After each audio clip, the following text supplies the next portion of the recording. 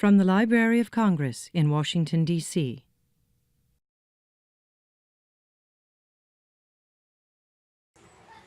I'm very happy to introduce William Wegman, an acclaimed artist of many media whose work with Weimaraners has made him world famous.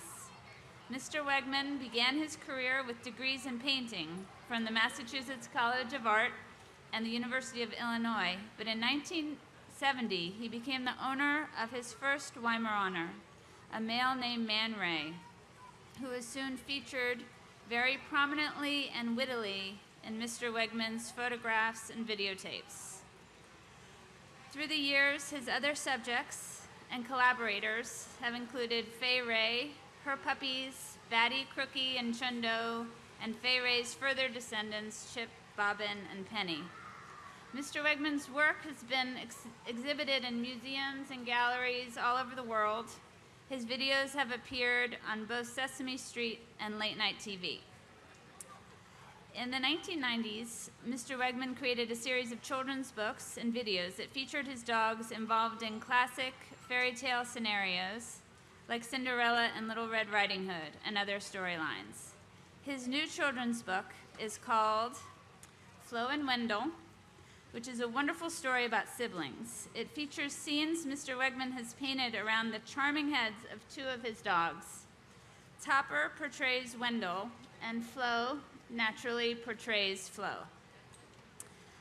So to talk about his stories, his artwork, and his dogs, please help me welcome William Wegman.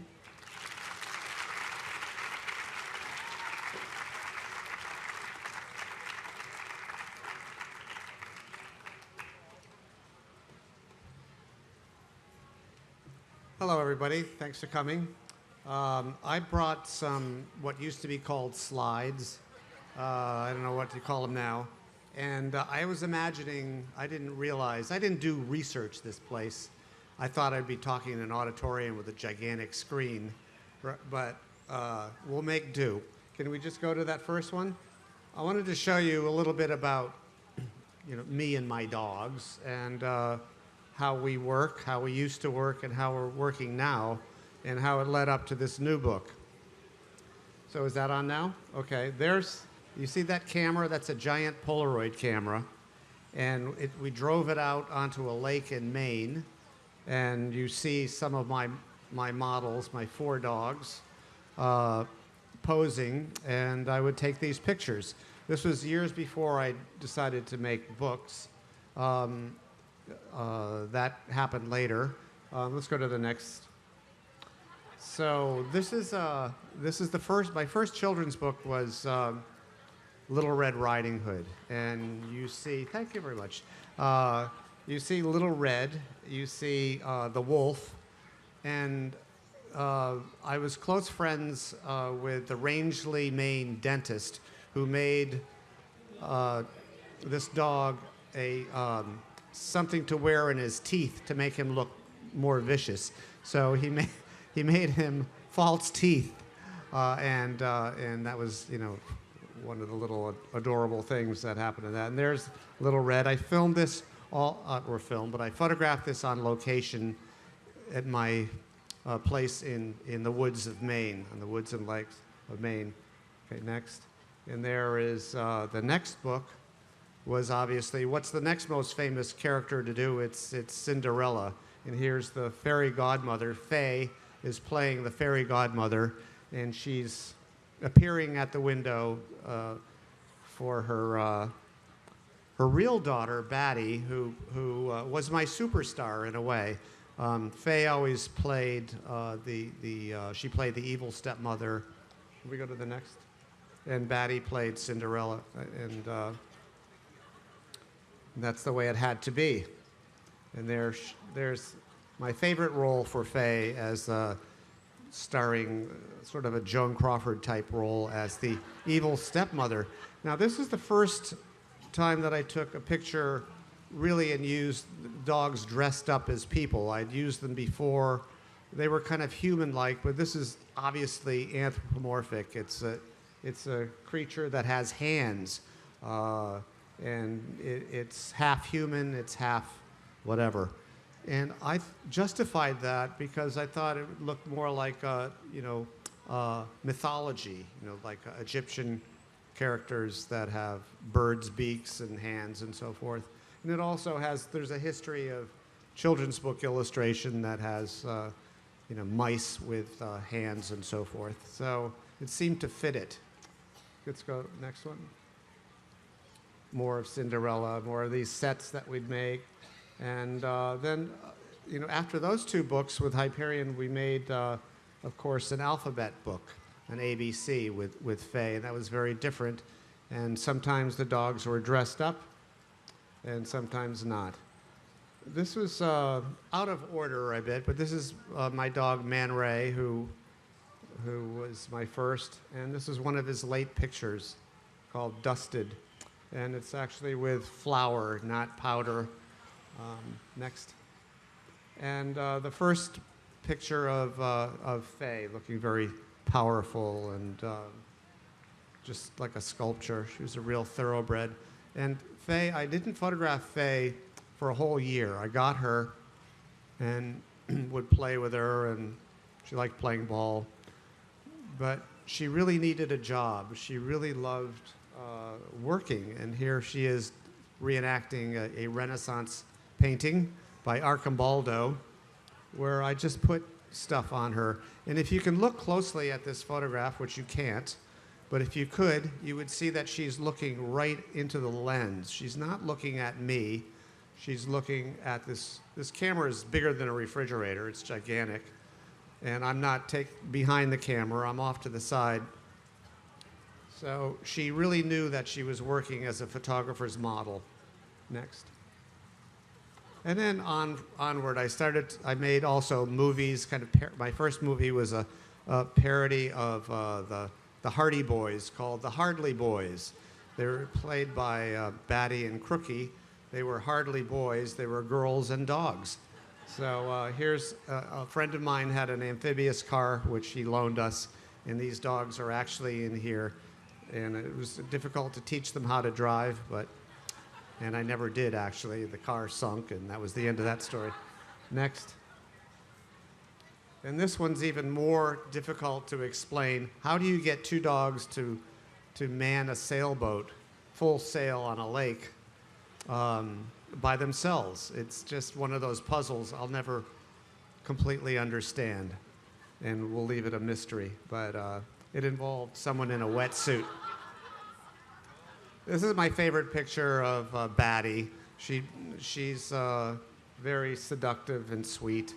She was the one that became Cinderella and Little Red Riding Hood, and was this kind of creature that just was. I've had other dogs since. These dogs have all moved on to their next job, but I have some new ones now.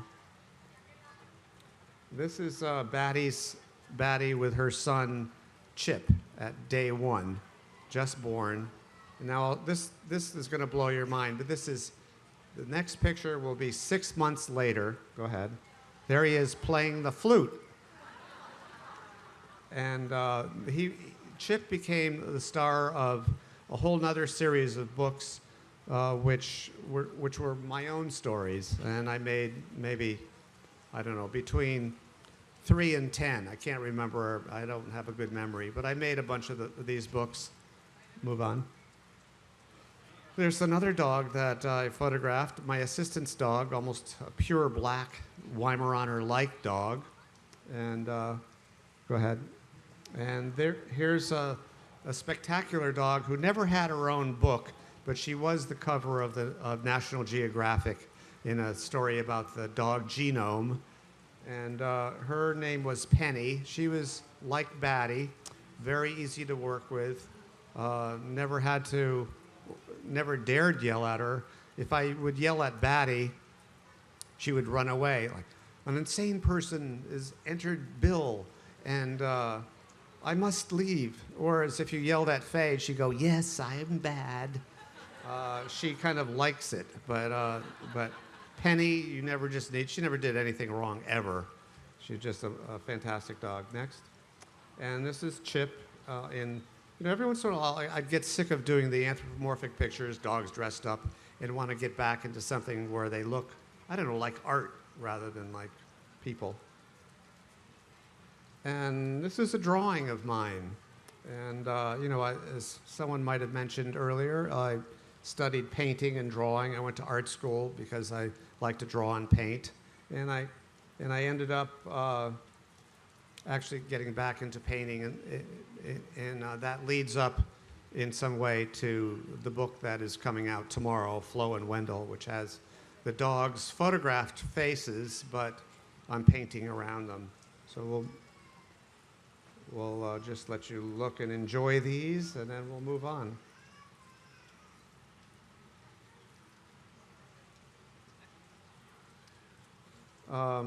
Yeah, keep going. This is called Mistakes. Reading 2 books. This is a book fair. That's me at an earlier age. This is an altered photograph. And it also is similar to what I'm doing now, where it's just a photo of Man Ray, and I painted around it. More of those. And some strange little paintings that I started to do in the mid-'80s.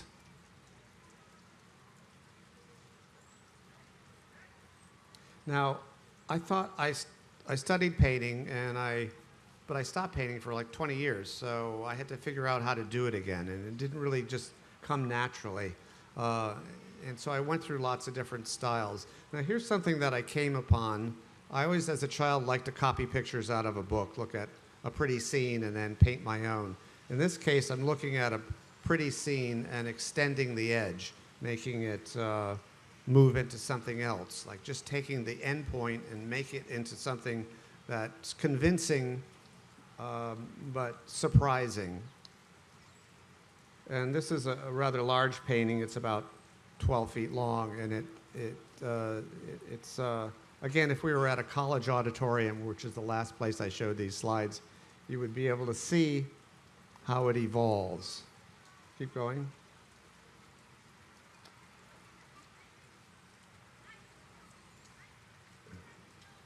Okay.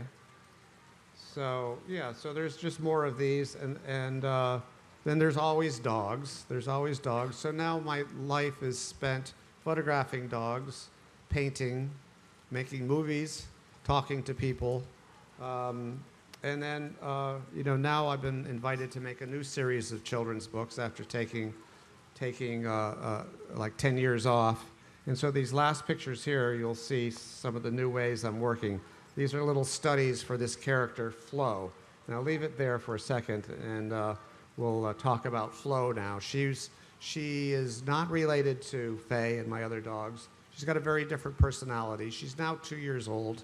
These are all of the pictures I took here were taken when she was 7 or 8 weeks old, before I knew that I would be using them this way.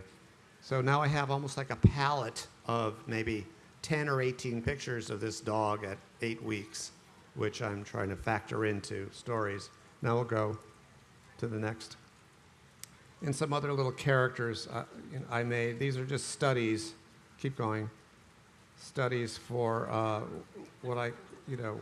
what might end up somehow in a book. And it's a lot different from how I used to work, where I'd have to stage these scenes, build sets or find locations, build devices to make the dogs tall, hire people to make hands, and then, last but not least, write a story around it. Here, it's more like, it's a quieter way of working, and one that suits my old age very well. And here's a reenactment of me painting Flo. This is, my assistant will give me these pictures, and I then paint Flo as Flo. She always wears a pink sweater and has kind of a turquoise skirt and a little bow there, and there she goes there, and now her little striped socks will be appearing. Come on, striped socks. Oh, we froze on the striped socks. Let's go to the next thing. Maybe that's okay. Here's a little animation of a book called Early Rider, which will be coming out one of these days. And it's, again, taking puppies just as puppies and then painting stuff around them. And that's all I brought today for you to look at.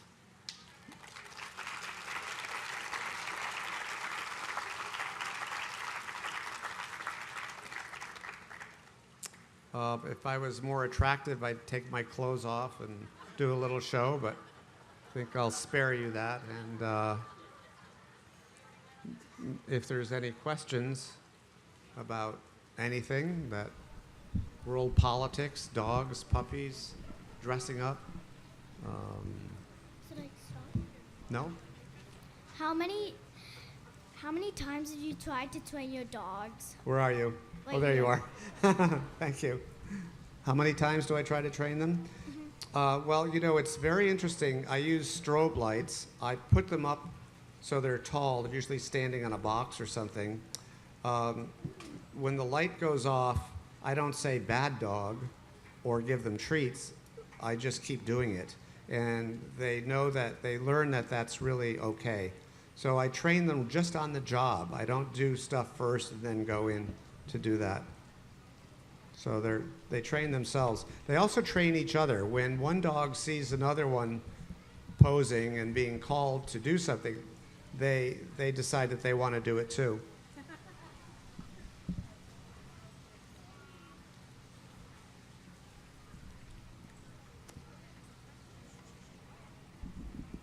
So glad it stopped raining. Why did you want to write about dogs? Why did I want to? Let's see. I don't know. Isn't that a good thing to write about? What do you think? Do you think it's good to write about dogs? I don't know. I don't know much about anything else. Maybe that's it. I guess I qualify as a minor league expert. It's also fun, you know, isn't it fun to think about what they might be thinking, even though you know they're not? They're not really thinking about an evil prince or anything. They're just there sitting looking at you. But it's kind of fun to imagine that they might be having these thoughts. Have you ever gotten frustrated that they haven't, like, if they don't listen to you? You can get frustrated, but you can't get angry because then their ears go back and they feel, and even you can't get angry or frustrated in your own work. I remember I would take a picture and the camera wasn't working. You can't go, damn, stupid camera. You just have to be, it makes you like a calm because the dogs are so sensitive to how you feel. So we've learned to be kinder, better people through these creatures. What was your inspiration for doing pictures with the dogs? Well, having them lying around on my couch or going out for walks or whatever, it made me imagine, you know, what they really think. So they're just over there, they're in my field of vision, and gradually I came to think about what to do. But mostly it was from the first picture I took in studying the picture, not so much the dog, but what the picture looked like. Because a picture is in a way like a map of the thing, and from the map you learn to understand that place more. You have a sort of a feeling about it. I'm from Massachusetts, and Massachusetts has Cape Cod, which looks like that. And when you're driving on Cape Cod and you're up in that curly thing, you'd feel it not because you're really there, it's because you've seen the map of Massachusetts and that curly thing. So pictures and the real thing goes back and forth to make you understand it in a new way. That's a very long and inarticulate answer to your question. How many dogs do you have? I have now 4 dogs, 2 old ones, ages 14 and 13, and 2 young ones, Flo and Topper, who plays Wendell. They're 1 year and 2 years. Topper and Flo are brother and sister, half brother and sister. Bobbin and Candy are mates. They had a dog that I named Penny that I showed you a picture of. How many dogs have you had overall? I've had about 10, and I've worked with, let's see, Man Ray, Fay Ray, Batty, Crookie, Chundo, Chip, Bobbin, Penny, Flo, Topper. Is that 10? Could you play the tape back and we'll count how many times I said that? Why do you only photograph the same type of dog? I like these dogs because they're gray, and they like being photographed. They're still. You know, Weimaraners are pointers, which means if they see a duck or a squirrel, they're not supposed to go get it. They're supposed to tell you where it is. So that instinct of being still is something that I like. But I also like the fact that they're so elegant. I saw your exhibit at the Corcoran in the 70s, I think the late Yeah. 70s, and as part of that you had a tape in which you were interviewing, I believe it was Man Ray, or talking to Man Ray, and explaining him what a homonym was, Oh, the really? difference between deer and Yeah. there and there. Yeah. And he was sitting and looking very seriously. Did you do any other similar tapes? Well, I did, the spelling lesson where he spelled beach, B-E-E-C-H, but we meant beach like B-E-A-C-H, like the ocean. And the reason I used that word had such a powerful effect on me is I first had him at the beach in L.A., and it was his favorite place to go, so if I said beach, he'd twist his head off to get there. So Did you do any other? I did lots of things interviews? with language with him. The funniest one was when my wife and I were on either side of him, and we were calling him, Man Ray, Man Ray. He looked like this. And then at one point, he just looked straight into the camera and wouldn't look at us while we were calling him, because he caught on that we were just doing a video. Have you adopted any dogs? I just have adopted Flo and Topper. They come from Syracuse, New York. They were the ones that weren't born in my own living room, so to speak, but I acquired them. I'm in the habit of photographing young puppies for my calendars, and so I'm always on the lookout for a new hatch of these cute little gray things. When I was a kid, we had a dog who loved to be photographed. You'd pull out the camera and the dog would pose. Yes. I'm just wondering, do different dogs have different sort of personalities as models? Do some of them really enjoy it? Yeah, I think as I explained, Fay was really proud of what she was doing, and she liked it if it was difficult, if it was a little complicated, involved balancing or whatever. Batty was more, whatever.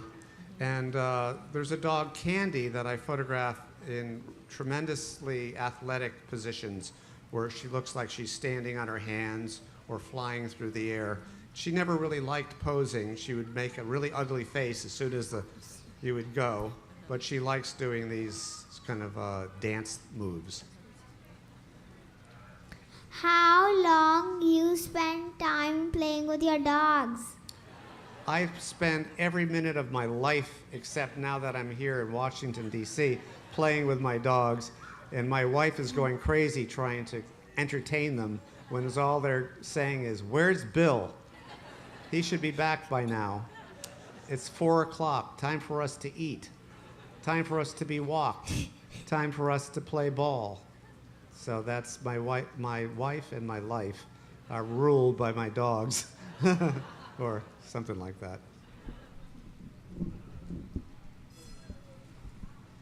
Where are the dogs? Where are the dogs? If you look closely, you'll see them in your imagination. They're home with my family. I have 2 children, and I have 4 dogs and 1 wife, and they're all there waiting for me to return. Thank you all for coming.